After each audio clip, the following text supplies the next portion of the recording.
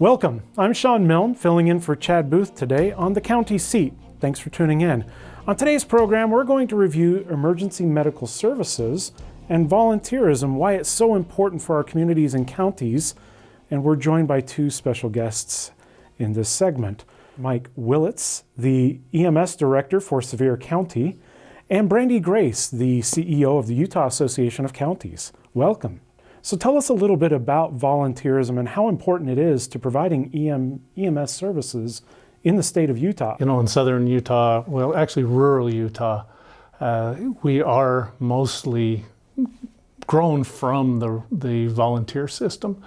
Many EMTs over the years have supported our areas, staffed our ambulances, taken care of all the people that visit us and our neighbors and friends. It's been that way for probably 30 years. The problem we're seeing is the volunteerism, the busyness of livelihood of these days. We're short with people. We don't have them to be staffed on ambulances. So it's gotten even harder to come up with the volunteers while our population is growing to provide these critical services. True? They are. They're busy. They have their jobs. Their lives get in the way sometimes, and I say that in tongue in cheek because EMS takes a lot of time. It takes a lot of time to educate, get good at your skills, be able to take care of all the situations that come at us. And you were talking about the scope of practice that we have. Our scope has increased, our technology has increased, the abilities of what we can do in the field are greatly increased. We save lives because of it, but that is more responsibility on the patient, on the EMT, to make that available to the patient. What kind of hours are we talking about for this specialized training for most of the volunteers that are going out? So we're looking at, I usually run about 140 to 160 hours of training for an EMT. That's to the level of EMT. The next level is an advanced. In our state, we have that available. It's 140 to 160 more hours. Then, if they decide to continue as a paramedic, we're looking at 1,600 to 1,800 hours. It's a year-long program.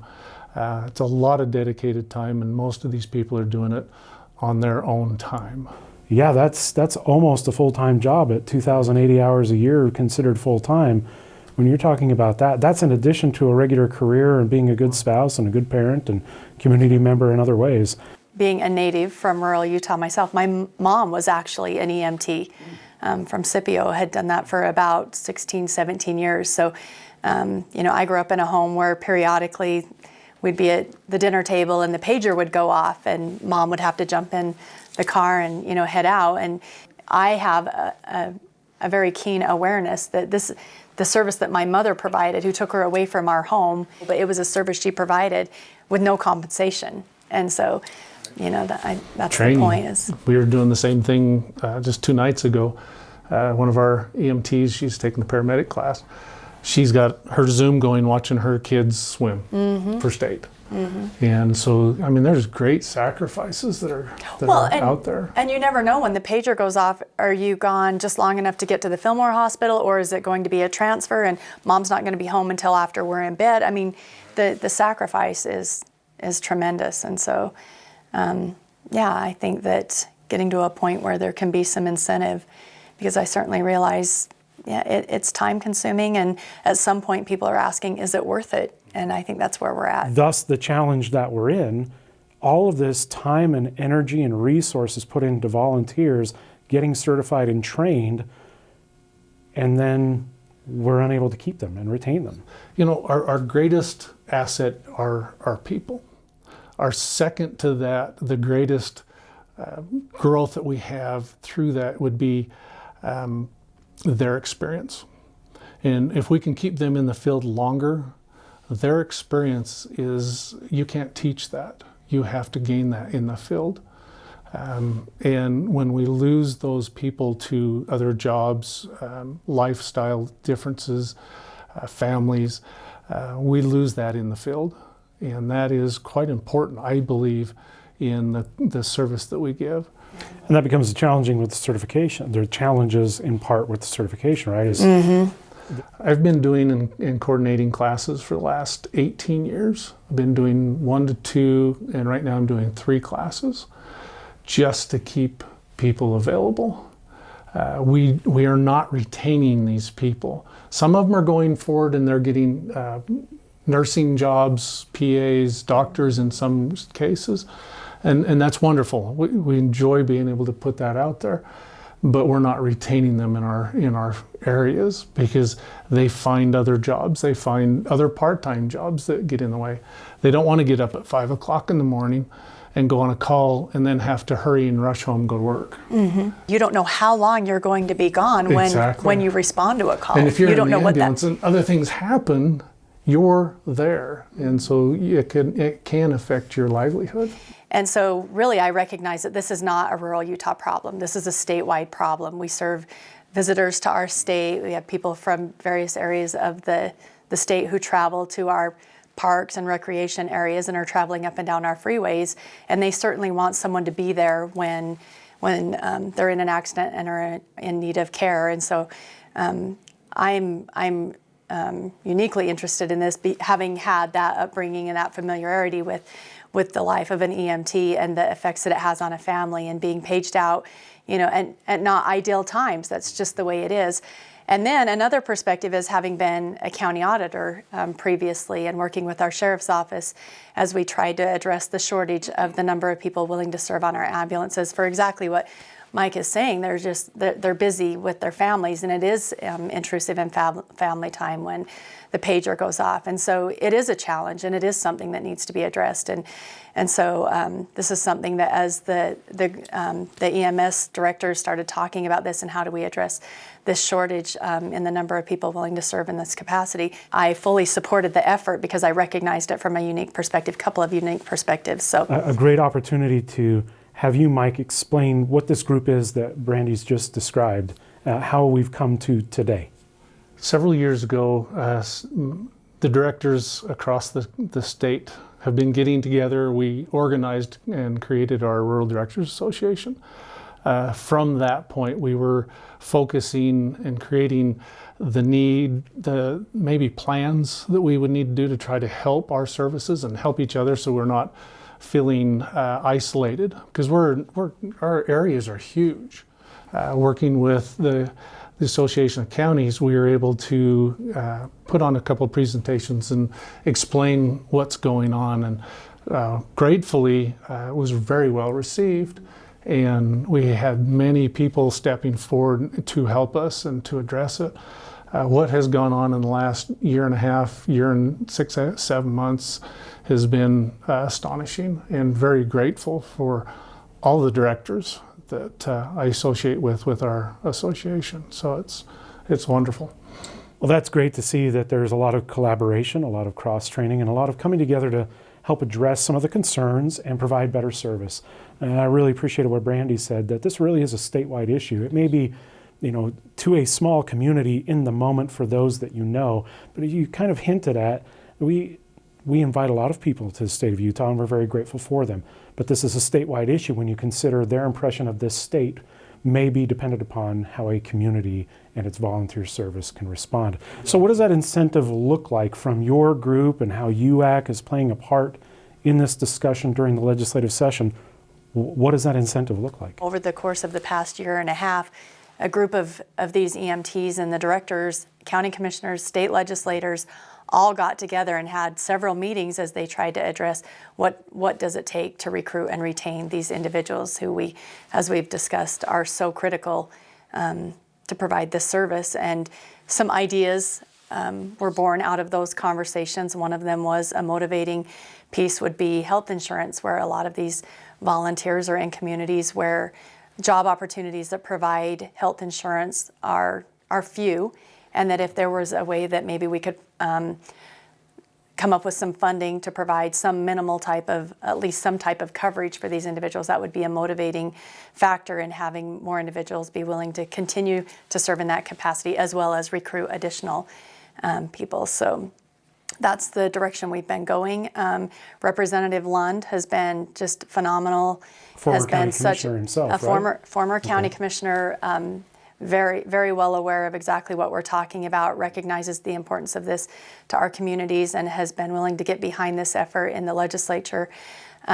Also Senator Owens, who has supported us in this effort, as well as we've tried to address rural EMS.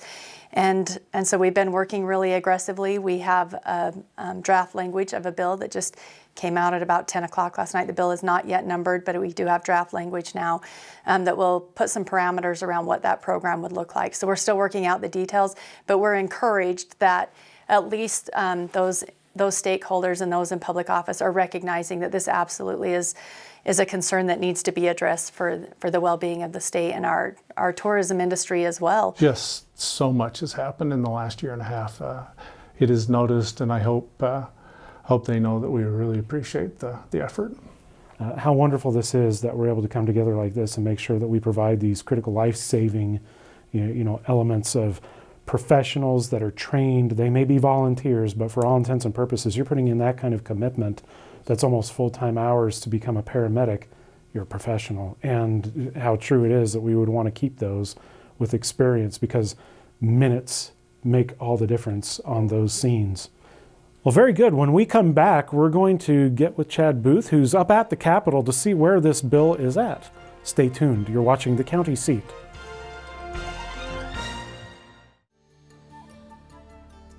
Welcome back to The County Seat. We're having a conversation today from the Capitol on the latest on the EMS bill that we have been discussing today on the County Seat. Sean, thank you for filling in and covering the first part of this discussion. So joining us for the conversation today is Darin Bushman, Piute County Commissioner, and from House District 58, Steve Lund, who lives just to the north of Darin in San Pete and Piute County. Yeah. Anyway, thank you for taking the time to join us. So we are pretty much aware that there is a big growing problem and a void in EMS service. Now that the draft is out, what does the bill actually address, and what are the challenges to it? Well, so House Bill 419 came out of the working group on what we can do to solve EMS in the state. And what this really does is it puts together a program where we could offer health insurance to EMS providers. And one of the things that we're having a real challenge with is recruiting people. The theory is that if there is a benefit, in this case health insurance, which is highly sought after in most rural areas in the state, limited opportunities to actually obtain jobs with health insurance, this might very well bring people into the profession, which is direly needed. In addition to the fact that we have many people in EMS that we're not retaining. So the thought is if we could provide health insurance to them, we very well may retain the skilled providers that are in the field now with this benefit. One of the things that I think people have to understand is whether it's EMS or volunteer firefighting or whatever the volunteer services you provide, there is a fatigue factor that you have to consider. And Commissioner Bushman is exactly right. Retention is really a big deal. And it seems as though in some of these small rural counties that whether it's a sheriff or a deputy or an ambulance driver, we get them trained up and there's just not enough of them to go around, and so we have a hard time incenting others to come in. We're hoping that this bill will actually incent people to come in. This bill focuses strictly on EMS, but one of the things that it does is it also gives incentives even to a volunteer firefighter. Can you imagine how marketable and how skilled a volunteer firefighter with an EMS credential can be? And so we're hoping that this bill is as Commissioner Bushman said, a game changer in helping these rural counties. Most of the people that we seem to rescue in EMS and search and rescue happen to be from outside of our counties. In fact, Darin, there was a study done, was it like 67% are from outside of the state or the nation? Yeah, it depends on which county you're at, whether you got a national park or whatever, but on average 60-some% are obviously from out of our counties, and in some counties it's upwards of 90%, right? Yeah, and then we do have an international basis that also comes with it. It's a statewide issue. People leave the Wasatch Front and they come to rural Utah to recreate. They dial 911. They expect somebody to show up with an ambulance if they're hurt, right? And so it's not just the taxpayers of Piute County or Sanpete County, that should be footing the bill on this. And particularly given the current status we're in, it seems like everybody on the Wasatch Front escapes to rural Utah whenever they can. And we're happy to have them come. We'd love to have them come and stay, but somebody's got to take care of them when they get hurt. Lives are pretty busy, for people these days, and with the training requirements now, 140 to 160 hours to become an EMT. And by the way, that's just to learn how to do the skill. That's not to actually practically do the skill. And then, you got another 140 to 160 to become an advanced EMT. And if you go into the paramedic world, you're talking 1,800 hours of training. Do we have volunteer paramedics? We do in some areas, but that's a huge commitment, Chad. It's a full-time job to become certified as a paramedic, and so there needs to be some reward and some benefit for those people that are doing this, because otherwise they just can't take the time out of their lives to do it. Frankly, you get up and walk away from birthday dinners, you leave Christmas morning, to go on car accidents and, all this stuff. There's got to be some incentive for people to do this. Well, we're going to take a break. When we come back, I want to pick up with the retention quality of insurance as opposed to, a cash stipend or some of these other things. We'll be right back to discuss the issue, the EMS crisis in the rural part of the state on the county seat.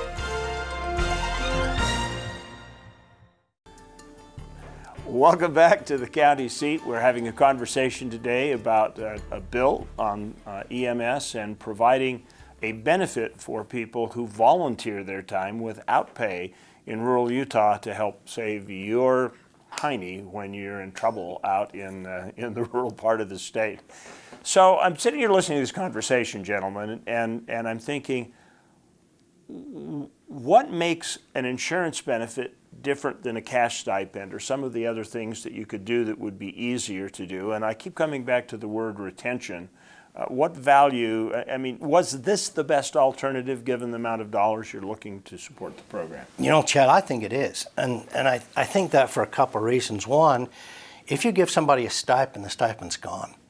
If you give somebody something like insurance, it's not only a benefit to them, but a benefit to their family as well.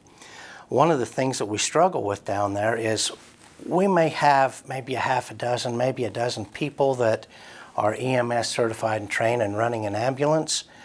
That's not a critical mass. With that many people going out constantly, and these calls are daily, if they're going out constantly, they get burned out. We need to develop a critical mass of people so that we can actually have shifts and so that we can actually have a schedule where people can not only have a life, but they can also do what they love. And these people in EMS genuinely love EMS. Sometimes it just gets to be such a burden that they can no longer do it. I couldn't agree more. We just saw Levan City got out of the ambulance business. And in talking to the people who ran the ambulance, these guys have been doing this for 24, 30 years. And it's the same, I call it the STP, it's the same 3 people, right? Or the same 10 people. And, Piute County has 7 EMTs. We're on call 24/7, 365 days a year trying to man 2 ambulances. And so you get this burnout thing because you're always on.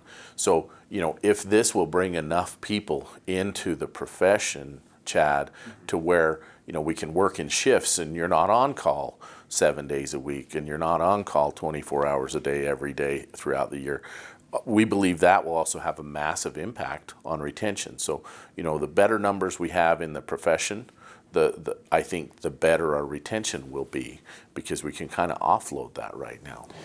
So I think that it looks pretty favorable to perhaps get it through. I mean, the legislature's got some additional money, but this is an ongoing expenditure thing. I'd hate to see this become the same thing that jail funding has become, where they say, well, you got this much money and two of you have to fight it out. And this could make it three people fighting out. What challenges do you guys foresee in keeping this going over long term?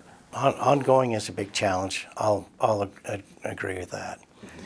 One of the things we have to do is we have to make sure we can demonstrate why this is important and why it makes sense to have this incentive out there. And I think I don't know how better you demonstrate that than just looking simply at the numbers of how many people really are rescued in rural Utah. But yeah, ongoing funding is never easy. And so we have to figure out how to do that. And we have to do it with a little bit of temperance on this. This is not a bill where if you say, oh, that's great, I'm going to become an EMT and then I don't have to pay my insurance at my job, or I'm going to have my employees become an EMT, then I can offload them onto this program and get them out of my employer insurance. It's not for that at all. This is an incentive to try to get people to come and help us and try to get people to involved in more service. I never would have thought of either of those scenarios at all, Steve. So we have to be a little bit serious and a little bit conservative about how we use these dollars and consider that these dollars are there so that we can help save lives. Excellent point. This was the number one priority from the Rural EMS Directors Association as far as what we could do to help them. The bill's very well crafted. The representative's done a great job. It's now a matter of time and ongoing funding. That's the challenge. Well, we'll keep an eye on it. Gentlemen, thank you so much for taking the time. Thank you for watching, and we'll look for you next week on the County Seat. Be sure to share this with your friends, and we'd love your reaction on social media. We'll see you later.